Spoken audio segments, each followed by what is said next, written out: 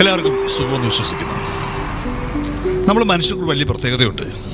നമുക്ക് ഒറ്റയ്ക്കിരിക്കാൻ ഇഷ്ടമുള്ളവരല്ല നമ്മൾ മനുഷ്യരാരും. നമുക്ക് ചുറ്റിലും എപ്പോഴും ആരെങ്കിലുമൊക്കെ വേണം. ഇല്ലെങ്കിൽ നമ്മൾ വളരെ പെട്ടെന്ന് പ്രശ്നമാകും. നിങ്ങളൊന്ന് ആലോചിച്ച് നോക്കുക. നിങ്ങൾ എവിടെയെങ്കിലും ഒറ്റപ്പെട്ടു പോയി ഒരു മുറിയിൽ ഒരാഴ്ച, 2 ആഴ്ച, 3 ആഴ്ച, ഇതിനപ്പുറം ആരുമായിട്ടും ഒരു കമ്മ്യൂണിക്കേഷനും ഇല്ലെങ്കിൽ നിങ്ങളുടെ ലൈഫിൽ പെട്ടുപോകും. പിന്നെ നിങ്ങൾക്ക് സ്വയം സംസാരിക്കാൻ ടെൻഡൻസി ഉണ്ടാവും. നിങ്ങൾ സ്വയം ഇത് സംസാരിച്ചു തുടങ്ങും നമ്മളോട് തന്നെ. പതുക്കെ പതുക്കെ നമ്മൾ ചില ലക്ഷണങ്ങളൊക്കെ കാണിച്ചു തുടങ്ങും, ഭ്രാന്തിൻ്റെ ലക്ഷണങ്ങൾ. സത്യത്തിൽ നമ്മുടെ ഉള്ളിൽ കിടക്കുന്ന നമ്മുടെ ചേതോ വികാരങ്ങൾ ഭ്രാന്തായി പുറത്തേക്ക് വരും. പതുക്കെ പതുക്കെ നമ്മൾ ആ ഒരു ലോകത്തേക്ക് എത്തപ്പെട്ടു പോകും. നമ്മൾ ഏറ്റവും അത്യാവശ്യമായിട്ട് വേണ്ടത് സോഷ്യലി ഗ്യാതേർഡ് ആയിട്ടിരിക്കുക എന്നുള്ളതാണ്. പല രീതിയിൽ നിങ്ങൾ ഒറ്റപ്പെട്ടു പോയവരുണ്ടാവാം. ഇപ്പം ഈ ഒരു പ്രോഗ്രാം കണ്ടുകൊണ്ടിരിക്കുന്നവർ, ഇതിൻ്റെ കാഴ്ചക്കാരൊക്കെ ഒറ്റപ്പെട്ടു പോയവരുണ്ടാവാം.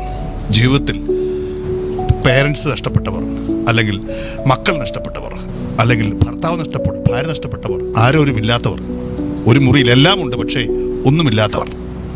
നിങ്ങളത് ആലോചിച്ച് നോക്കണം. ഏതെങ്കിലും ഒരു സ്ഥലത്ത് നിങ്ങൾ ഒരു വലിയ പ്രശ്നത്തിൽപ്പെട്ടു, ഏതെങ്കിലും ഒരു വലിയ മാനസിക പ്രശ്നത്തിൽപ്പെട്ടു. നിങ്ങളുടെ ഇഷ്ടം പോലെ പണമുണ്ട്, പക്ഷെ നിങ്ങൾ ആരുമായിട്ടും കണക്റ്റില്ലാത്ത ഒരാളാണ്.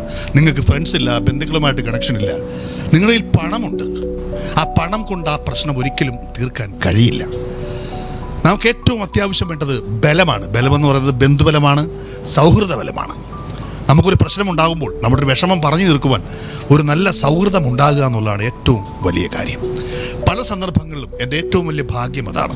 ഞാനൊരു സമ്പന്നനല്ല, പക്ഷേ എൻ്റെ ജീവിതത്തിൻ്റെ ഓരോ ഘട്ടങ്ങളിലും എനിക്ക് ചുറ്റിലും എന്നെ സഹായിക്കുവാൻ ഒരു ലാഭേച്ഛയുമില്ലാത്ത നല്ല സൗഹൃദങ്ങളുണ്ടായിരുന്നു, നല്ല കൂട്ടുകാരുണ്ടായിരുന്നു, ബന്ധുക്കളുണ്ടായിരുന്നു. ഏറ്റവും വലിയ ഭാഗ്യം അതൊക്കെ തന്നെയാണ്. നമുക്കൊരു പ്രശ്നം വരുമ്പോൾ വിളിക്കാൻ ഒരാളുണ്ടാകുക, ഒന്ന് ഓടി വരിക, നമ്മളോട് ചേർന്നിരിക്കുക. എന്തുകൊണ്ടാണ് ലോകത്ത് മരണങ്ങൾ സംഭവിക്കുമ്പോൾ ആൾക്കാർ ഓടിയെത്തുന്നത്? മരിച്ച ആൾക്കാർ പിന്നെ മരിച്ചു കഴിഞ്ഞാൽ പിന്നെ അവർ ആരെയും കാണുന്നില്ല. ഓടി വരുന്നവർ ആ ഡെഡ് ബോഡി കാണുക മാത്രമല്ല ഉദ്ദേശം, അവരുടെ ബന്ധുക്കളെ സമാശ്വസിപ്പിക്കുക എന്നാണ് ഉദ്ദേശം. അവർക്കറിയാം ഈ ഒരു സമയത്ത് എൻ്റെ ഒരു പ്രസൻസ് അവിടെ വേണം. ഒരു വിളി, ഒരു തലോടൽ, ഒരു ഹഗ് ചിലപ്പോൾ ആ വ്യക്തിക്ക് ഒരുപാട് മാറ്റങ്ങൾ ഉണ്ടായേക്കാം. എല്ലാ മരണങ്ങളിലും ആൾക്കാർ ഓടിയെത്തുന്നത് അതിനുവേണ്ടിയാണ്. ഞങ്ങൾ നിങ്ങളുടെ കൂടെയുണ്ട്, വിഷമിക്കേണ്ട എന്നുള്ളൊരു തോന്നലുണ്ടാക്കുവാൻ വേണ്ടിയാണ്. എല്ലാ കാര്യങ്ങളിലും അങ്ങനെയാണ്. ഒരു കല്യാണം നടത്തുമ്പോൾ നമ്മൾ ഒത്തുകൂടുന്നത്, ഒരു ആഘോഷം ഉണ്ടാക്കുന്നത്, നമ്മൾ പോലും അറിയാതെ നമ്മളുടെ അഡ്രിനാലിൻ, നമ്മൾ ഒരുപാട് ഹോർമോൺസുകൾ വർക്കൗട്ടാവും. നമ്മൾ ഭയങ്കര സോഷ്യലി ഗ്യാതേർഡ് ആവും. മാസത്തിൽ ഒരു ദിനമെങ്കിലും എവിടെയെങ്കിലും നമ്മൾ ഒത്തുകൂടണം. അതൊരു വീട്ടിലാകാം. അതിന് 1000 പേരൊന്നും വേണമെന്നില്ല, 2 3 പേര് മതി. അവരൊത്തുകൂടുന്നു, ഭക്ഷണം ഉണ്ടാക്കുന്നു, പാട്ടുപാടുന്നു, തമാശകൾ പറയുന്നു, സങ്കടങ്ങളും സന്തോഷങ്ങളും പരസ്പരം പങ്കുവെക്കുന്നു. ഇത്തരം അവസ്ഥയിൽ നിങ്ങൾ പോലും അറിയാതെ നിങ്ങൾ റെജുനുവേറ്റ് ആവും. നിങ്ങളൊരു ധ്യാനകർമ്മത്തിൽ കൂടെയാണ് കടന്നു പോയിക്കൊണ്ടിരിക്കുന്നത്. അതൊരു ജാതിയുടെയോ മതത്തിൻ്റെയോ സ്പിരിച്വാലിറ്റിയോ അല്ല. നിങ്ങൾ പോലും അറിയാതെ ഒരു ധ്യാനം, ഒരു മെഡിറ്റേഷൻ അവിടെ നടക്കുന്നുണ്ട്. നിങ്ങളുടെ അഡ്രിനാലിൻ റഷ് ആവുന്നുണ്ട്, നിങ്ങളുടെ ഡോപ്പോമിൻ, നിങ്ങളുടെ ഒരുപാട് ഹോർമോൺസുകൾ അവിടെ ഓപ്പൺ അപ്പ് ആവുന്നുണ്ട്. നിങ്ങൾ ജീവിതത്തിൽ ഒറ്റപ്പെട്ടു പോയ ഒരാളാണെങ്കിൽ അത് മാറ്റേണ്ട സമയമാണ്. ചില ആൾക്കാർക്ക് അവരുടെ സ്വയ രീതി കൊണ്ട് മറ്റുള്ളവരുമായിട്ട് സൗഹൃദം ഉണ്ടാക്കുവാൻ മാറി നിൽക്കുന്നവരാണ്. ഇതൊക്കെ മാറ്റുവാൻ നമുക്കൊന്ന് ശ്രമിക്കാം. ഞാനൊരു ചെറിയ സജഷൻ നിങ്ങളോട് പങ്കുവെക്കുകയാണ്. കൊച്ചിയാണ് എൻ്റെ ഒരു പ്രദേശം, ഞാൻ താമസിക്കുന്ന സ്ഥലം. ഇവിടെ നമുക്കൊന്ന് ഒത്തുകൂടിയാലോ? നിങ്ങൾ താല്പര്യമുള്ള കുറച്ച് ആൾക്കാർക്ക് നമുക്കൊന്ന് ഒത്തുകൂടാം.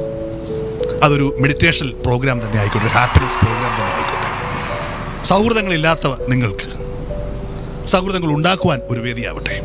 കല്യാണം കഴിച്ചവരും പ്രായമായവരും കല്യാണം കഴിക്കാത്തവരും ആൺപെൺ വ്യത്യാസമില്ലാതെ നമുക്ക് ഒരു ദിനം ഒന്ന് ഒത്തുകൂടി നോക്കാം. എങ്ങനെ ഉണ്ടാകും എന്ന് നമുക്ക് നോക്കാം. എത്ര പേർ അതിന് തയ്യാറാകും എന്നൊന്ന് കമൻറ്റ് ചെയ്യുക. തീർച്ചയാണെങ്കിലും അതിൻ്റെ ഫോർമാലിറ്റീസൊക്കെ നമുക്ക് അറിയിക്കാം.